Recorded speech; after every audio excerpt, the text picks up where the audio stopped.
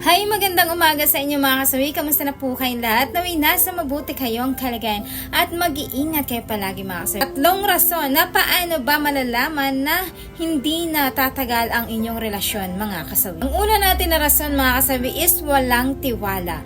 Alam nyo ba sa isang relasyon talagang hindi tatagal kayong dalawa kung talagang wala kayong tiwala sa isa't isa. Lalo kapag kayo ay pumunta sa isang malayong lugar tapos ang inyong jowa ay parehas kayo na hindi nagtitiwala sa isa't isa. Isa ito sa mga hudyat na talagang hindi tatagal ang inyong relasyon kapag kayo ay nawala ng tiwala. Kasi sa isang relasyon nagpapatibay kapag kayo ay nagkakaroon ng tiwala sa isa't isa mga kasawi. Ayan yung ating una na rason. Ang pangalawa mga kasawi is away ng away. Alam nyo ba sa isang relasyon kapag away ng away ang magjowa or mag-asawa, nakakasawa, nakakapagod kasi paulit-ulit yung routine na talagang ginagawa nila, kaya ang ending ay nakakapagod. Kaya papatungo ito talaga kayo na maghihiwalay at talagang hindi kayo tatagal. Lalo kapag kaparehas na kayong napagod sa isang relasyon na puno ng away dito, away doon. Hindi na kayo nagkakaintindihan kasi bagkos ang ginagawa ninyo ay hindi nagpapakumbaba sa isa't isa. Kapag galit si babae, galit din si lalaki. Kapag galit si lalaki, galit din si babae. Ang ending, gulo, rayot ang mangyayari. Kaya nag-aaway kayong madalas dahil hindi na kayo nagkakaintindihan pa mga kasawi. Ayan yung ating pangalawa na rason.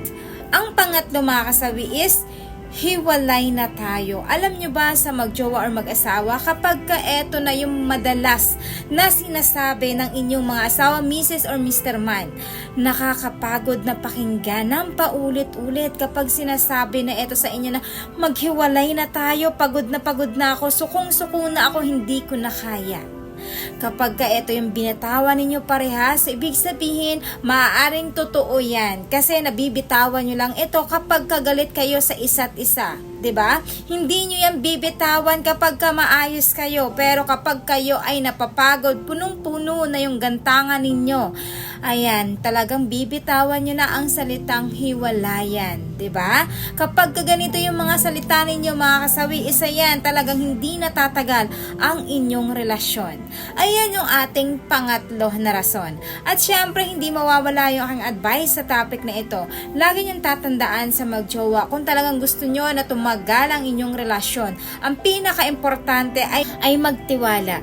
Kasi ang pinaka-importante, kahit malayo ang jowa ninyo, pagkatiwalaan nyo. Huwag kayong mag-iisip ng hindi maganda sa kanya. Pwede naman na talagang mag-thinking na what if ganito ganyan. Pero dapat labanan nyo ang utak ninyo na kayo lang ang mahal neto, 'di ba? Bago kayo lang mag-isip kung talagang may nakikita kayo na talagang hindi na kaaya-aya at merong pagbabago. Pero kailangan kung wala naman ay pagkatiwalaan ninyo yung jowa ninyo palagi mga kasawi.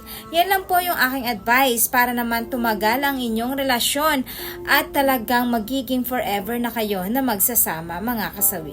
Ayun lang po mga kasawi yung aking advice. Maraming salamat sa patuloy na pagsuporta nyo sa akin. Mga hindi pa po nakapag-subscribe, pwede na kayo mag-subscribe, pwede na rin kayo mag-follow para updated kayo sa topic ko araw-araw. Magandang umaga.